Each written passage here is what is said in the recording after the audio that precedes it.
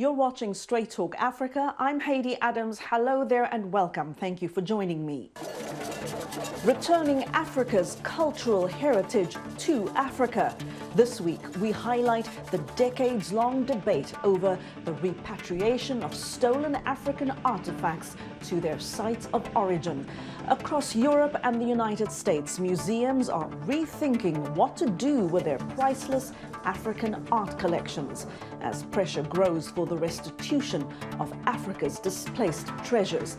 We'll hear from museum curators in Africa, Europe and the United States about what is at stake, what needs to change, and where this moment will take us. We've got a great show lined up for you. Straight Talk Africa starts now.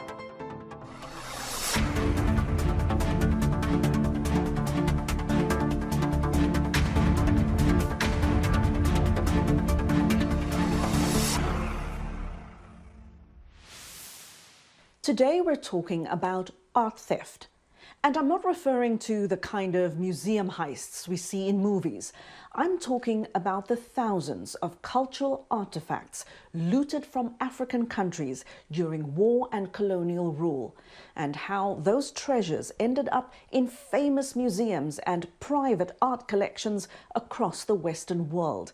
For decades, African nations have been pushing for their cultural riches to be returned.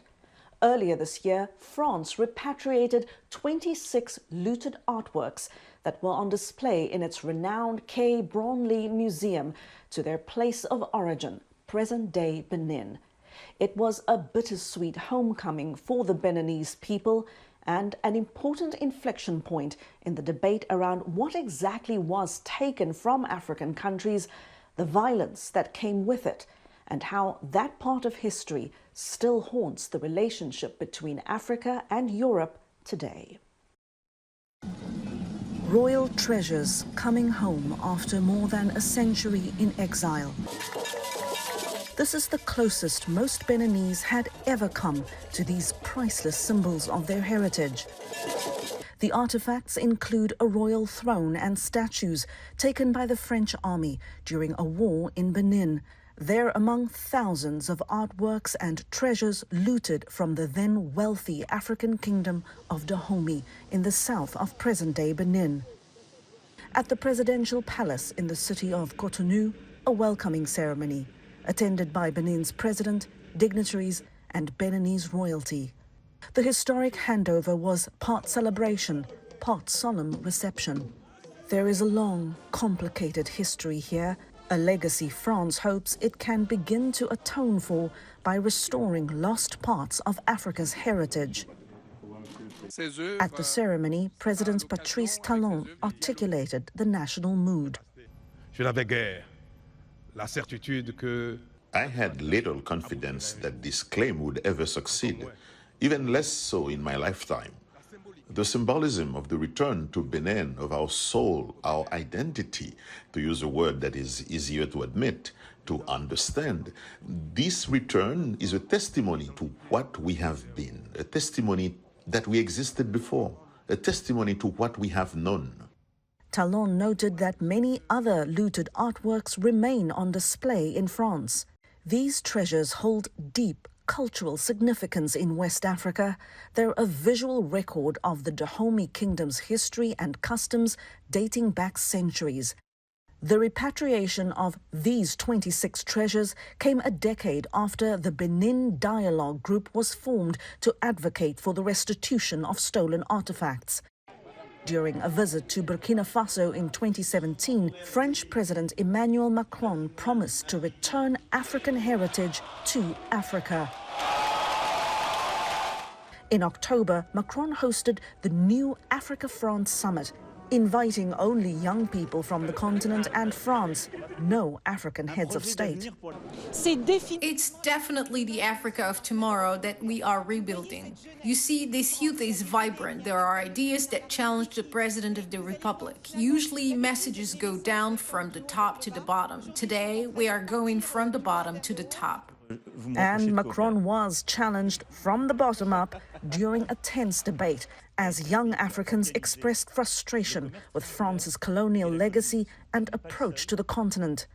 As long as aid does not help, as long as aid does not lead to the withdrawal of aid, as Thomas Sankara said, we have to get rid of it. Because aid, this type of aid, makes us slaves. Ce type d'aide-là rend esclave.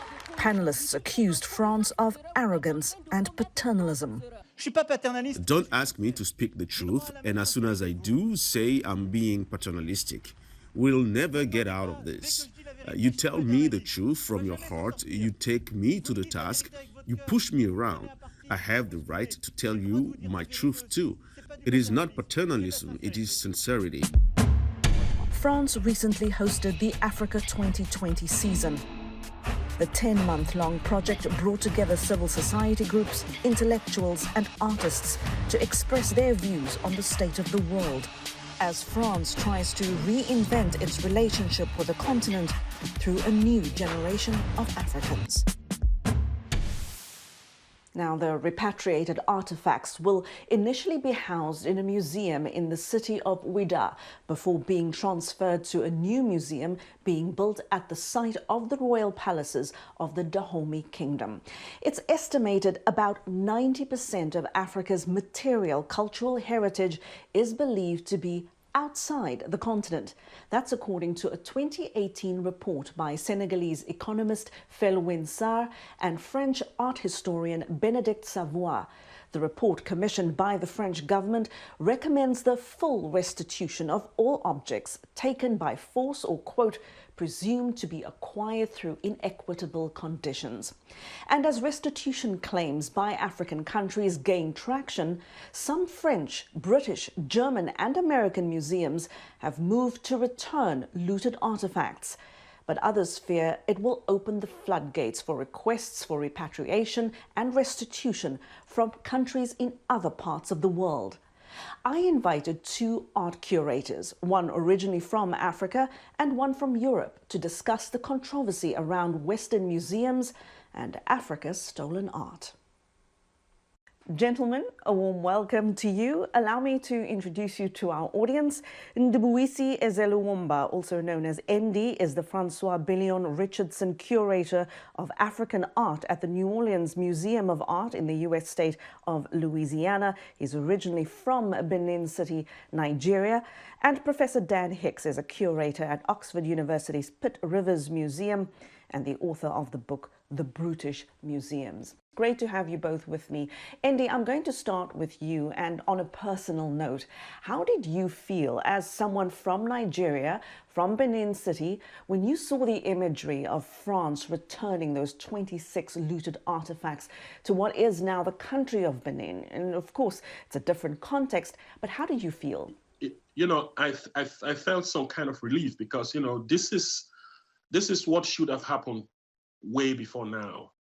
So you know, making that return now is not anything. It's not as if, you know, they have done something terribly exciting or extraordinary. I think bringing it back is like, you know, recompensing for a heinous crime that has happened a long time ago.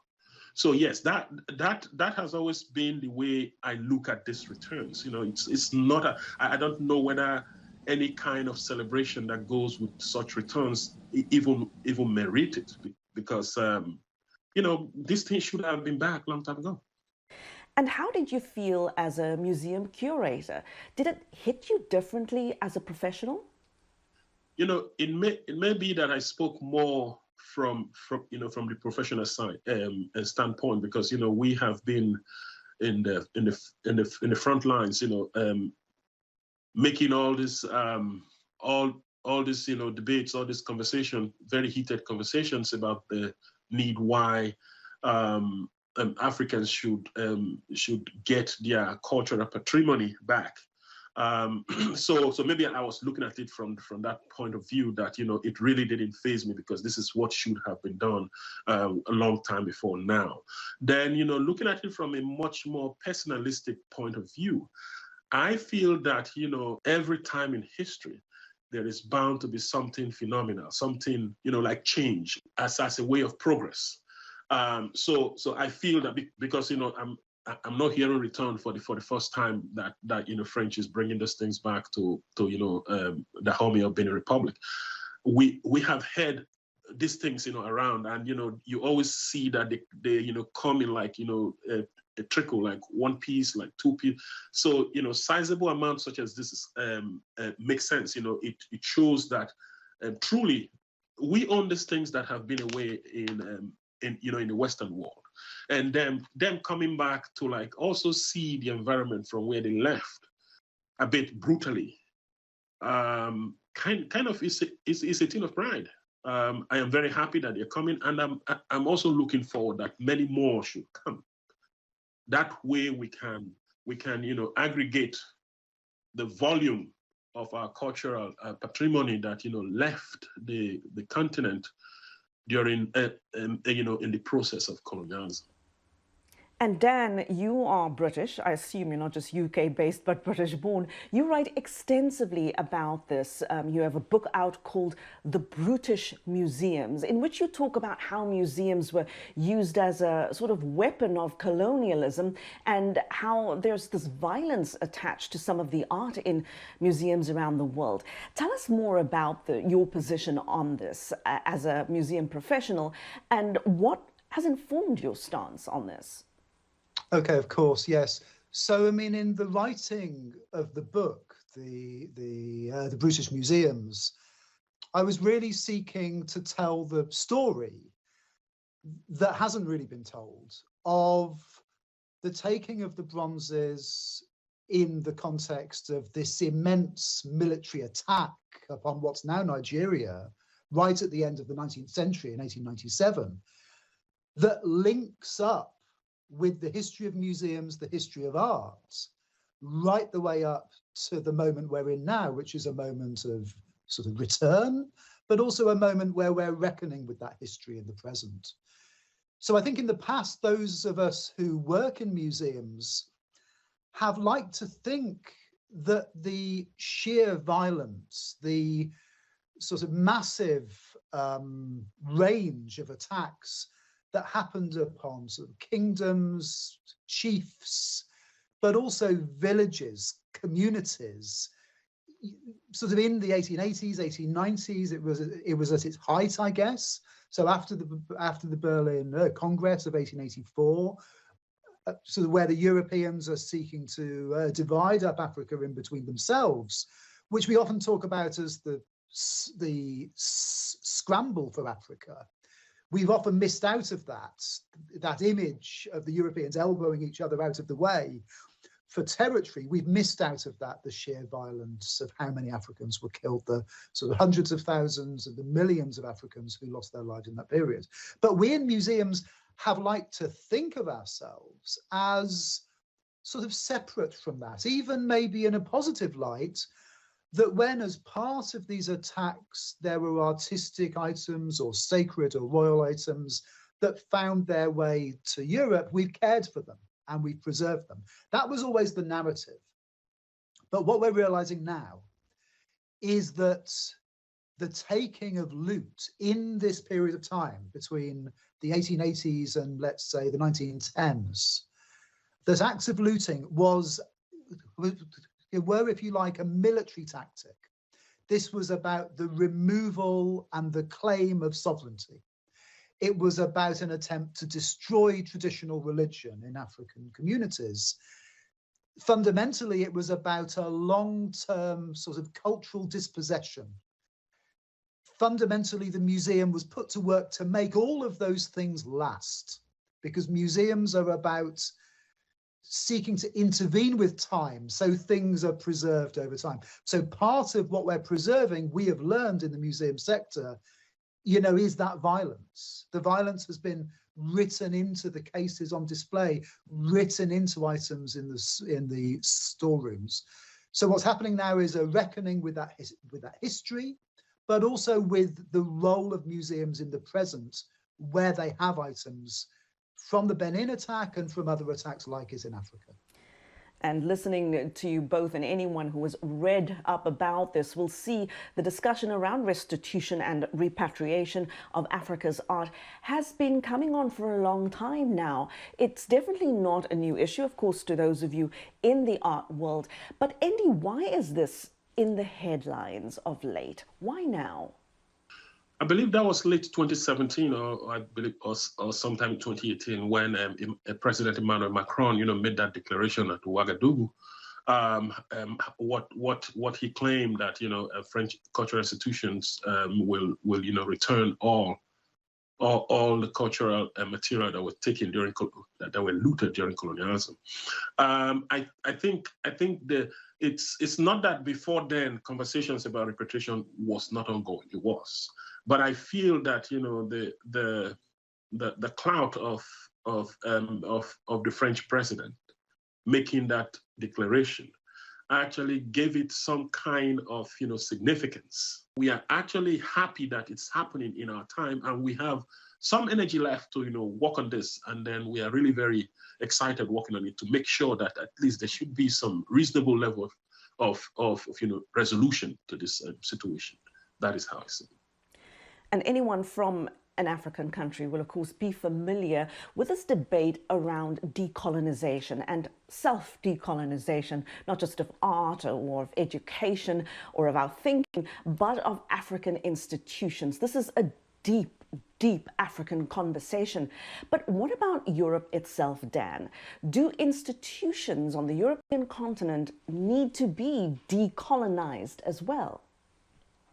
So I think, yeah, I mean, what we're learning in a European context, where, of course, that word, decolonize, has a different set of nuances, because in the North American context, we're talking about museums which are on stolen land, as well as having stolen art in them. Here in Europe, we see the decolonial movement, well, what some call the decolonization of museums, what I prefer to see as the unfinished work of anti-racism and anti-colonialism that's in our museums. That's about a reckoning with what work it is that stolen art really actually does. So I think a part of the significance of this moment we find ourselves in now is that the role of displays of violently taken art sort of in our museum represents, for so many of our audiences and for so many people that will never even set foot inside these institutions because they understand what they are, represents an enduring anti-Black violence, and also represents a display that has a relationship to a late 19th century image of sort of cultural supremacy. So I think that's what we're dealing with. It's and it's one of those things you sort of can't unsee it. Once you see that, actually within weeks of the attack on Benin, as I say in my book, within weeks there were displays in Berlin, in London, in Oxford, and in other locations that showed the spoils of war, but also that told the story of the defeat of the Oba, of the king of Benin, that sought to memorialize that act. And if you go to museums across the United States now, you will see that same story, which is repeated in the Metropolitan Museum of Art in New York. It's repeated in Boston, it's repeated in DC, it's repeated in LA, at a whole host of institutions that are across America. There are the Benin objects. There's a full list of those in the back of my book. So the question is, I think, for audiences, how near are you right this moment from a looted Benin bronze? And you're often nearer than you think. And once you realize how near you are, how near are you then to a memorial to this ultra-violent attack, which is so iconic, it represents so much other violence against those who lived on the continent of Africa, in the 1880s, 1890s. Ndu, should every piece of African art, African artifact that has been found to be looted from an African country be returned to the continent? Is that a tall order? Is that a practical expectation? Does it matter? maybe I don't want to take the practical route first. I think I am going to first of all declare that every looted object deserves to be returned. Everyone that was looted. That does not mean that there weren't objects that left that were looted. Object probably left before colonialism. That is a fact. So any object that fall within that bracket of looted object, first and foremost, before any negotiation, according to what Dan probably declared in his book, needs to be returned. Then when it gets back to where they were originally taken from, we can now go back to the other universal language. Artwork was created for humankind's enjoyment. It wasn't created for just specific, small and hidden. If we have to follow due processes, because that is the language that a lot of Nigerians understand. If we have to follow due process, I think you have to return what you stole first before I can decide whether I would consider letting you show it to your audience, or I will tell you to come and view it in my own collection. If we don't go that route, I think stopping and saying, okay, the technicalities, there's obviously technicalities bringing these things back, but they bring it back sometimes may not even be a physical bringing back. The acceptance and willingness to do that is a big plus in the right direction. And the current Oba had even declared that his father had told him that some of those objects should be out there and represent and be like a representative of the kingdom, showcasing what the kingdom could achieve in time past. Yeah. So first thing first, return my stuff, and then we can negotiate. And I'll have more from my discussion with Dan Hicks and Ndubuisi C. Ezeluomba after the break. We'll be back in a moment. Health, wellness, sport, beauty, medical breakthroughs. Healthy Living cares about your well-being. What are the main health concerns in Africa and around the world? Find out the latest on coronavirus. Connect with our experts and ask them questions. How long does the virus stay? Join me, Linor Moudou, in Washington, every week on Healthy Living, right here on VOA. Here's more now from my discussion with Ndubuisi Ezeluomba from the New Orleans Museum of Art here in the United States and Professor Dan Hicks, curator at Oxford University's Pitt Rivers Museum in the United Kingdom. Andy, you spoke earlier about only accessing museums as an adult. Same here. I mean, growing up in South Africa, I didn't have access to them either. The first real museums I entered were in Europe and the United States, and it does take some time getting used to. I mean, to really appreciate something that you were not exposed to very early on in life. And so, as you said, art is supposed to be for the enjoyment of everyone. But Dan, this is also about the business of art. When we talk about loaning pieces, and some of these African artifacts fetch millions of dollars. So this also then speaks to ownership, rightful ownership. How should African art then make their way from the African continent to museums in other parts of the world? How does one do this right from here on forward? So it's a really important question. So we've never needed something like a World Culture Museum, an anthropology museum, more than we do in the present day. These institutions are spaces where we can experience and we can celebrate art, but also ways of being, ways of thinking, believing, that's outside of the conventional Euro-American centric lens. We can appreciate art from around the world. We can look at human diversity in those ways. But that central mission that we need so much for our multicultural societies is hamstrung and hypocritical for as long as we're holding on to stolen goods. So it's very simple, really. I mean, we need, as we are actually increasingly told here in the UK by our Nigerian visitors, who will say, how come if I want to see African art in this institution that I can only see art that's 150 years old? Where is contemporary African art? Where do I see that?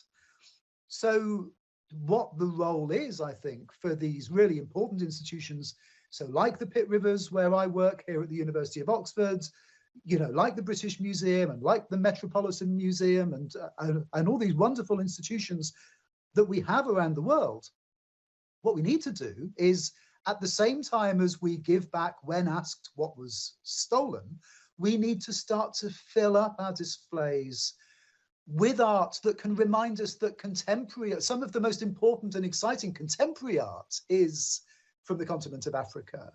You know, that so much art from outside of the conventional, you know, European or American artistic sort of canon actually deserves really sort of I think to be celebrated. So this work of restitution is not, and I think this is where the intervention I sought to make with the Brutish Museums comes in. This is not about the restitutionists who hate museums and want to shut them down versus those who work in museums, the curators, who want to hold on to everything, retain it, and to keep things the same.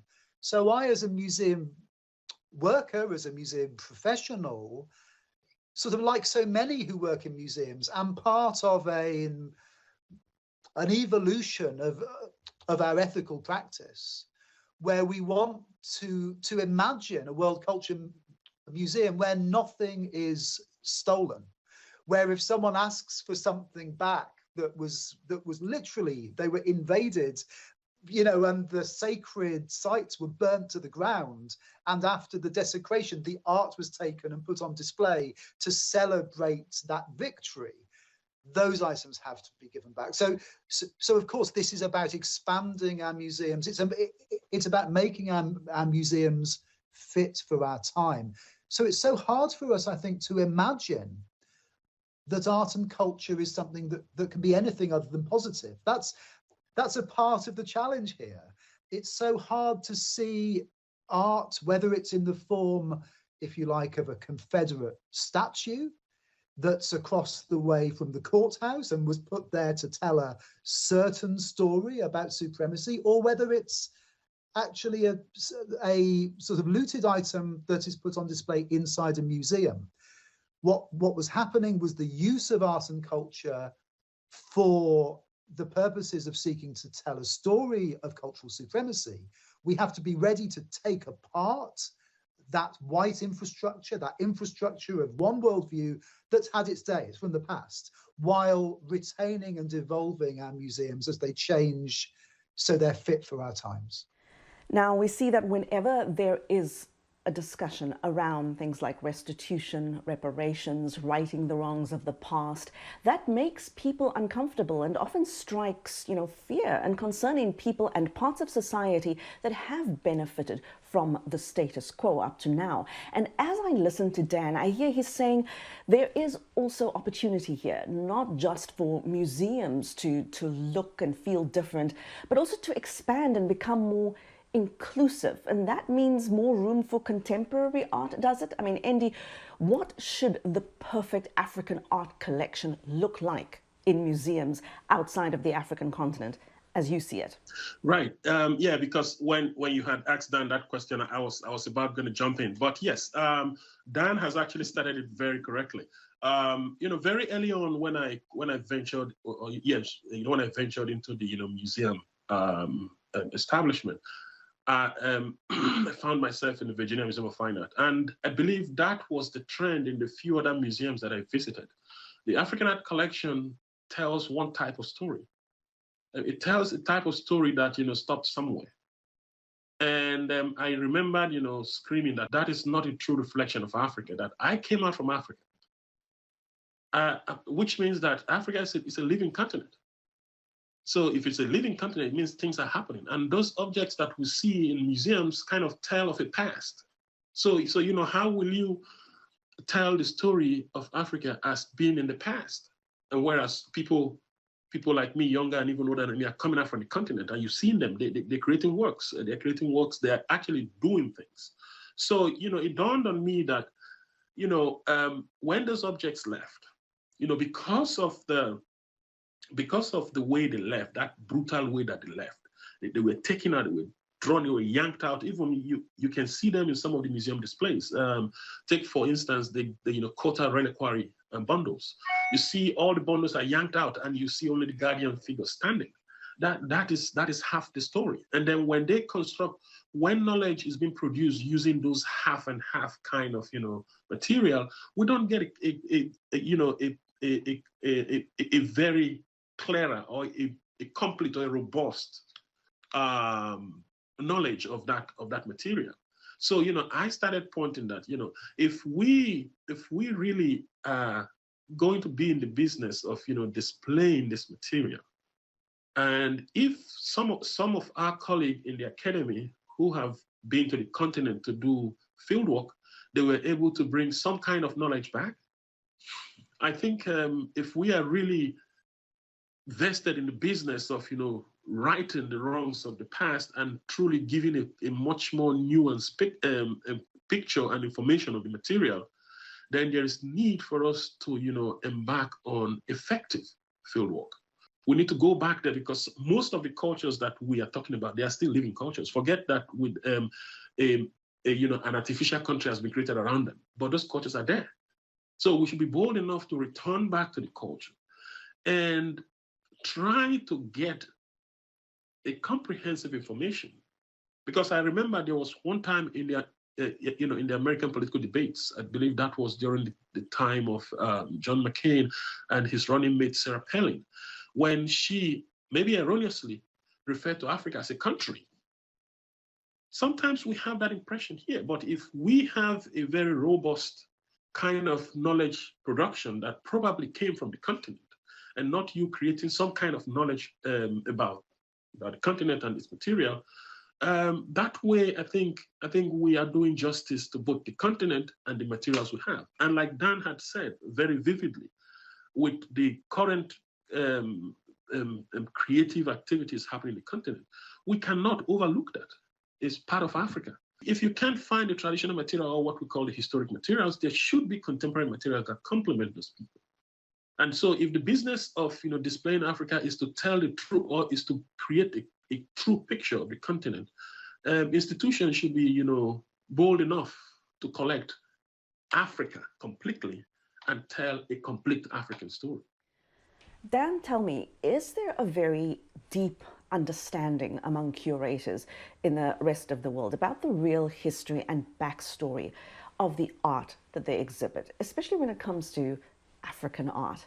Do people want to understand the complete narrative?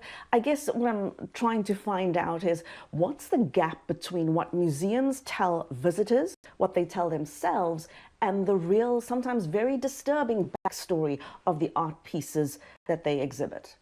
Sure, okay, now you're asking. Yeah, that's a really important question. So the first thing to say is that restitution already is a normal part of the professional curatorial practice of our museums. But I'm old enough to remember when those normal circumstances that we do now in terms of the returning of Nazi loot from those from which it was taken or their descendants, or the return of ancestral human remains to Native American communities, to First Nations, to indigenous communities around the world, those ideas were once controversial. In the 1990s, we heard the same arguments against restitution put then in those contexts that we hear now for African objects of culture. We were told if you return these items, they won't be on display.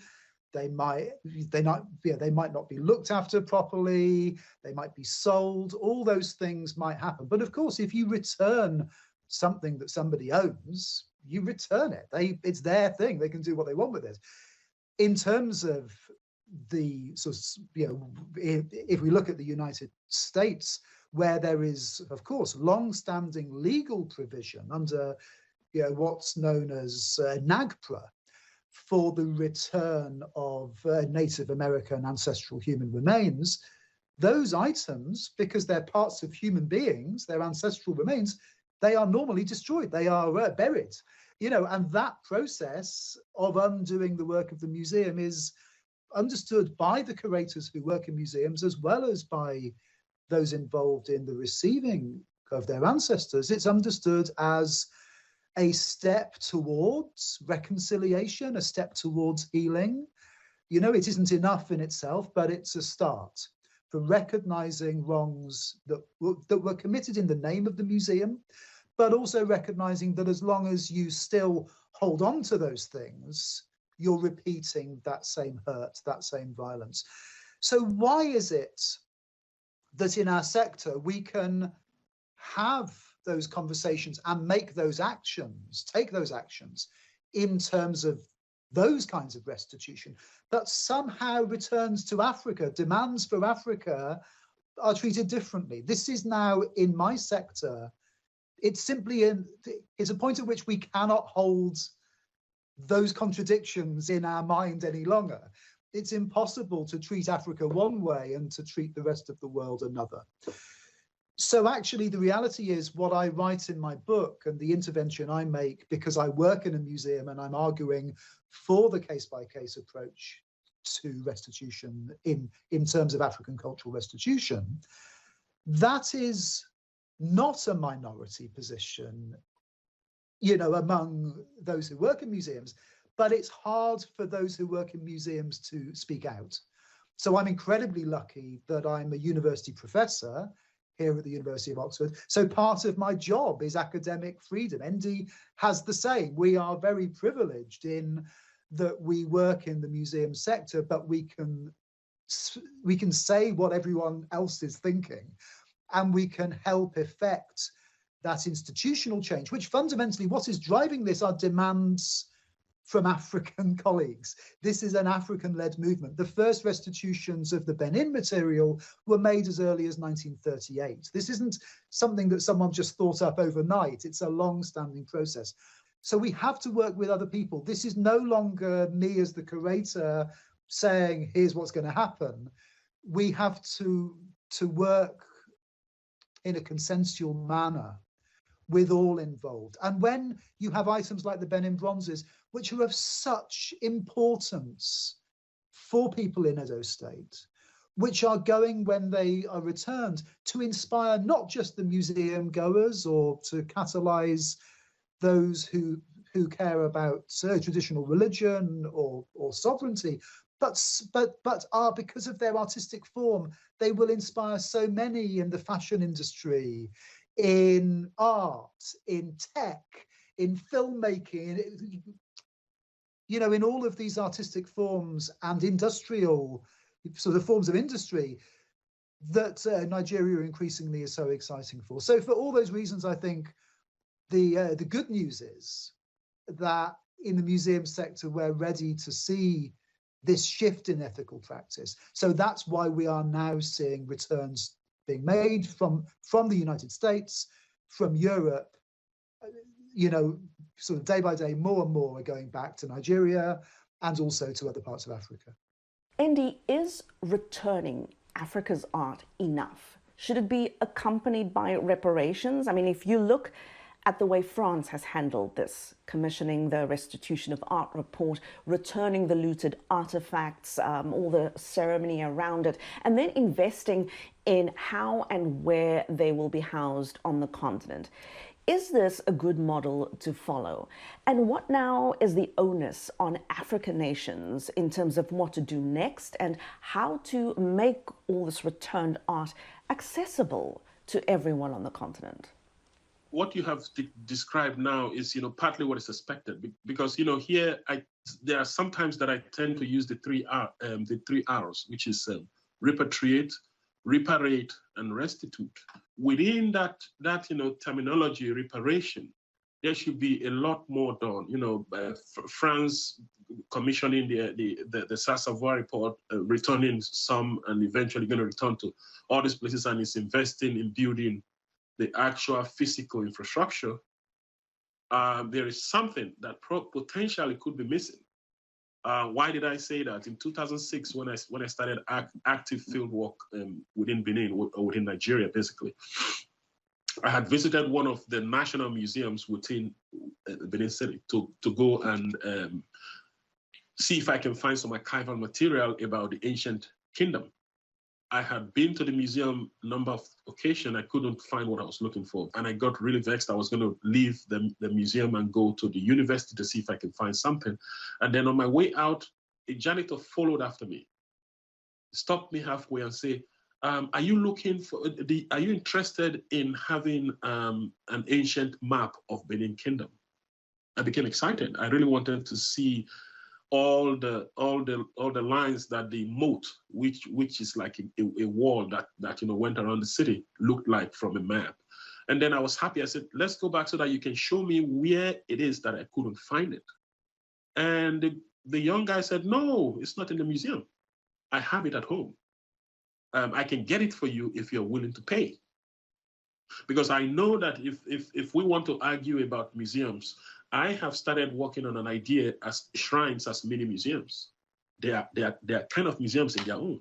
My colleague from Mali had even told us about the open museum where villagers can bring things and just put out there. It's a kind of museum. They have similar type in the grass fields of Cameroon, where the Kom people live. They bring out a mask and finish dancing and return it back to a place that looked like a museum. So there are all these type of things. I think we should underline what Andy has sort of pointed out there, that the model of what we think a museum is being reimagined on an African model right this moment. So much of the most exciting thinking about museums is from the continent of Africa at this moment, and we're being challenged and we're learning from our African colleagues from Dakar to Lagos, to Kenya, to Cairo. We are seeing ideas of the museum not as a kind of prison cell or an end point, the place where objects go to die. We're seeing museums being reimagined as a process, as a space that's about human beings and not about objects, as spaces for creativity, something that's not an end point, but is the start of sort of cultural activity. So that's what's so exciting here.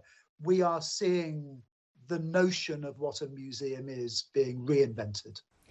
Ndubuisi Ezeluomba from New Orleans Museum of Art in Louisiana, and Professor Dan Hicks, author of the book, The Brutish Museums. Gentlemen, thank you so much for a fascinating conversation. I appreciate your perspectives and I do appreciate your time. Okay, super. Thank you. Thank you. Thank you. Okay, good to see you, Andy, as well. All right. So we asked you on social media whether every African artifact found to have been looted should be returned to the continent. And what do you think African countries should do with those artifacts that have been returned? And I'm going to pull up some of your comments here. Trezi Lugolubi says, it is sad that this is even a matter of discussion. The people who stole these artifacts have no relation to them. They have no significant understanding of what they represent. Those items should be returned to those communities from where they were taken. Use these items as teaching references, display them for revenue, and give back the collections to the communities where they belong. Paul Akugizibwe from Uganda says, let them return what can be returned. A thief who repents may be forgiven. And here's what Lauren Senyonjo from Uganda posted. Such artifacts depict our culture, our heritage. We should preserve them for the generations to come. So they should be returned and restored. Africa will be great again. Ivan Tumusime from South Africa says he knows for a fact that, quote, that ain't gonna happen. Repatriation is a scam, he says. And Semanda Francis thinks they should keep the art pieces so they serve as a reminder of what they stole from Africa. Will they return African gold, copper, cobalt, diamonds, and timber? Can they pay African slaves who worked for free for more than 200 years? I think every nation who participated in the colonization of Africa ought to be ashamed. And Kenneth Biamugisha from Uganda says they should return our art pieces and also compensate us equivalent to the amount they earned from them while in their museums. Thank you so much for your comments and your input. We really appreciate them. Well, coming up after the break, a one-on-one conversation with cultural historian and curator Oluwatoyin Sogbesan about what the repatriation of African art means for young people, their identity and their African heritage. Her conversation with our Zoe Liudaki next.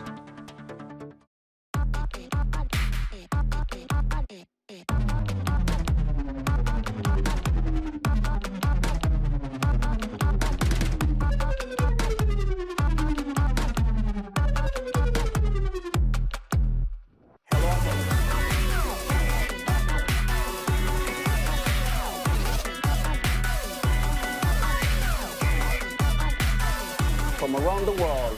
Let's go. You're watching Straight Talk Africa on the Voice of America. Welcome back. As the call for the repatriation of African artifacts taken during war and colonialism intensifies in Europe and the United States, a new narrative is emerging about ownership and cultural identity. Oluwatoyin Sogbesan is a cultural historian and curator, and she welcomes the new reality. She told Zoe Liudaki it gives young people in her country of Nigeria an important opportunity to connect with, as she put it, the kingly objects of their ancestors.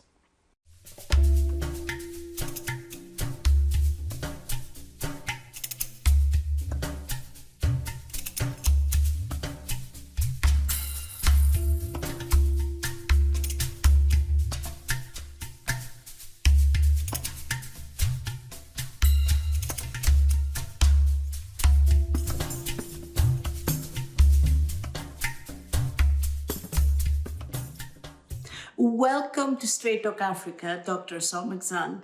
I want to start with a definition. What are the Benin bronzes? Not all of them are bronze objects, but they're easily called bronzes for easy identification. It's a Purdue technology, the lost wax technology. It's not all of them that are bronzes, that are full bronzes like that. But they are kingly objects, so to speak, that have showed the authority, the pristine nature of royalty within the African people, especially within the Edo people. So they immortalize their kings, they immortalize the great people amongst them using this technique. So the artists have continued to use this technique, and they're still working using that techniques in Benin. These are just objects that people are taught at the time were not from Africa. And now it's interesting, everybody knows they're African objects. So the capaciousness, the intelligence, the creativity of Africa has come forth through the works of our forefathers. We seem to be at a point in time where restitution is becoming a reality. It's no longer an alien concept. Of course, it took over a century for this to happen. Do you see this as a sincere gesture, or is it a kind of a political move from the former colonial powers? I'll say the time has come. From different perspectives, one can see it as a political maneuver, but the mere fact that it's been acknowledged and it's become a buzzword in the sense that it's not just within the institutions anymore. It's not just within the political party anymore. Different artists in art group and different academic circles are now talking about it in a more open conversation. I think the time is now and the time is right. If they're gonna act on it sincerely, that's a question in itself. But that they're acknowledging it, it is good enough for me. What would you say to museums like the British Museum that offer the option of loaning objects to the countries of origin instead of returning? Actually, the Edo Museum objects that will come, I believe, mainly from the British Museum, will be on loan. Loaning is different than returning. You can only keep what I give you to keep. Say, for instance, my mom's ornamental diamonds, I give them to Zoe. then you have a right to keep that. But after the punitive expedition, as they put it, of 1897, you don't have a right to keep what is being stolen. There's so many questions that are not being answered. I welcome the tour. It's a touring exhibition. Nigeria is one of the stops. Yeah, right. We will go and say it. But we just want to know when the discussion about the restitution, proper restitution of what it means will happen, if it will happen. So you're saying you're giving back. You're giving me back for 6 months, for 2 months, for 3 months. Then that's not giving back. That's a loan. Because the objects can as well go on a tour for such a number of months. Also, if you're saying restitution, they've come up with restitution permanent and temporary. We need to really have a better understanding. Temporary restitution is as good as a loan. There's no need agreeing to that. It's a different case. If we're saying, oh yeah, right, they've been with you for a while. We come to terms, you could keep them, but anytime we need them, we'll come for them. And there's, an open agreement to that. That's a different case.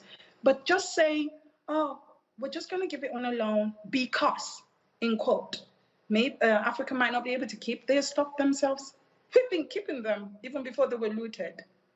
So why can't we keep them now? In a recent interview you gave about the Benin bronzes, you made an interesting statement. You said that observing objects through a glass is a colonial concept. What is the African way? The Africa has 3 stages of museums. And what do I mean by that? A museum is a place where you keep your relics, your history, or artifacts that identifies or proves the history or kind of puts that authority upon a story. And it tells the story of a people or of cultures that have gone into extinction. So in the African setting, the first type of museum is the home, within the home. So in the home, you could have a place where you put your mementos, your family relics, your family, maybe if you're traditional worshippers, it might be your deity, and then you decorate such a place. It's a place where when your visitors come in, they know who you are. They know maybe you're from the Ifa family. They know maybe you're from they tend to know your identity from there. You move on from that stage then to the shrines. The shrines are places where you keep some of these deities, the Ibeji dolls, for instance, the Obalufon mask, the Oriolokun, the bronzes, depending on what they're used for. So then the shrines will be a place where you will see some of these artifacts of value. The third layer will be the palaces. The palaces in Africa are the institutional buildings. And then they are the kings, the chiefs, they are custodians of culture. So that will be the final place where you'll find lots and lots of what makes up that community, of what helps you to identify that community, and of the best of their works and their wares. The ones in the king's palaces won't be kept behind glass, so to speak, but they'll be kept safe in such a way that they're brought out. It's just like when you have a guest, you bring out your best of chinas to serve that guest. They're brought out during either festivals, or they're brought out when there's an important guest, or there's something that the community is celebrating, and they need to bring these artifacts out as part of that celebration. The colonial contexts tend to put it in a box. It does not only become what you would say sacred, so to speak, but then it becomes the untouchable because they're kept in safety. And then the people have to talk about themselves through these objects that are in boxes. In Africa, the objects that are sacred are kept by the priest or priestesses, and they can touch, they can show the children or generations even yet unborn, and the people are free with these artifacts. But in the colonial kind of setting of museums, they're alienated from the people. There's no connection. In Benin City in Nigeria, there are plans underway to build the Edo Museum of West African Art. A very well-known architect has been enlisted for that, David Ajaye. Actually, he is the one that here in DC, he built the Museum of African American History and Culture. And the concept is for the museum to look like the palace from the ancient kingdom of Benin. What are your thoughts on this? We will tell a lie to say we've not had any influence from the West, and the West hasn't had any influence from Africa. So we're looking at a new Africa. For me, that's not telling of a past. That's a new ideology of museum, and it's very welcomed. It's very welcomed because it shows we're moving on, and it's showing the new thoughts, so to speak, that the new youths of Africa might be looking at. It is still quite inclusive because if you look at the plan of the M1, it's not just a museum. There are different things that will be happening in it. The artists have a space in it. There are spaces in it for different festivals. There are spaces in it for the collections. So it's not just a museum for just collections. Different other activity, communal activities will go on within it. So I think I personally welcome it. My only concern is Nigeria has about 90 museums, and amongst that is 52 public museums already existing. In Benin, there's a central museum that is in the middle of the town, in the roundabout that is very central and you can see it easily. I would have suggested that pending when M1 is being built and these collections are on loan, in quote, they can be showcased in this museum. It kind of awakens the museum setting, the institution within the community. It allows people to become inclusive part of this loan, in quote, or restitution, a kind of designed restitution, in quote, and then the people feel it's a place where they could go, pending when M1 comes up, if it comes up. I think what's interesting right now is that whether the restitution is permanent or temporary, it has mobilized the West, and I feel it has empowered African institutions. Is this a historic moment? Zoe, I am hopeful. I am very, very hopeful for the museum sector in Nigeria, in Africa, so to speak. I am hopeful because the restitution debate, the talks, the narratives has allowed them wake up. At least they know they have a responsibility. And I am hopeful that in time, even if it's the loan and it doesn't come back fully, the museums are able to sit up, look at what we have, be able to engage our youths. They're able to see the art and critically look at these things and able to see what is the way forward. What are the new things we can make? If our forefathers did create the Bini bronzes, then it's a challenge for me, my children, my grandchildren yet unborn, to make new things. So there must be a Picasso, there must be, we have great artists here, and there must be someone, somewhere amongst the African continent who's willing and ready to produce new objects. So yes, I'm hopeful. I'm hopeful for the museums. I'm hopeful. So do you think that restitution will become the new trend, the new reality for the museums of the West? Oh, definitely, definitely. I know there's been a change, there's been a shift, and the shift is awakening, and I know there will be a result at the end of the day. Yes, yes. Thank you so much for being on the show. Thank you, Zoe. Thank you. Be sure to join me for the next Straight Talk Africa. We'll look at the future of finding work in Africa. With a generation of young Africans more educated and more unemployed than ever before, what and where are the jobs of the future? Also, higher education with a higher purpose. We'll take you inside a one-of-a-kind African university that says it's cultivating future African leaders who will transform the continent. Join me, Haydé Adams, on the next Straight Talk Africa. And that is where we will leave it. Thank you to all our guests and my VOA colleagues who contributed to our show this week. And thank you for always watching and always listening. I'll see you next time. Until then, goodbye.